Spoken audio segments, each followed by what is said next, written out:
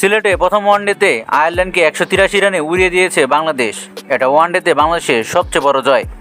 এ জয়ে 3 ম্যাচ সিরিজে টাইগাররা এগিয়ে গেল 1-0-তে।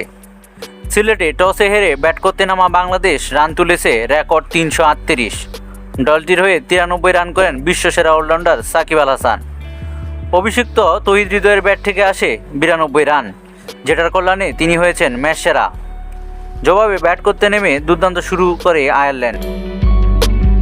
60 রানে সাকিব আল হাসানের প্রথম আঘাত হানার পর বেসামাল হয়ে পড়ে তারা। এরপর নিয়মিত বিরতিতে উইকেট হারিয়ে আর সেরকম প্রতিরোধ গড়ে তুলতে পারেনি। 31তম ওভারে 155 রানে অল আউট হয়ে যায় আইরিশরা।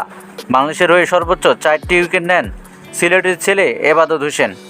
3টি উইকেট যায় নাসুমের কাছে। পেসার তাসকিন আহমেদ আগুনঝরা বোলিংয়ে তুলে নেন 2টি উইকেট। এই ম্যাচ জয়ের পর সিরিজ জয়ের লক্ষ্যে টাইগাররা মাঠে নামবে 20 মার্চ। বন্ধুরা, আশা করি ভিডিওটি আপনাদের ভালো লেগেছে। খেলাধুলা সংক্রান্ত এই ধরনের ভিডিও পেতে আমাদের চ্যানেলটি সাবস্ক্রাইব করে পাশে থাকবেন।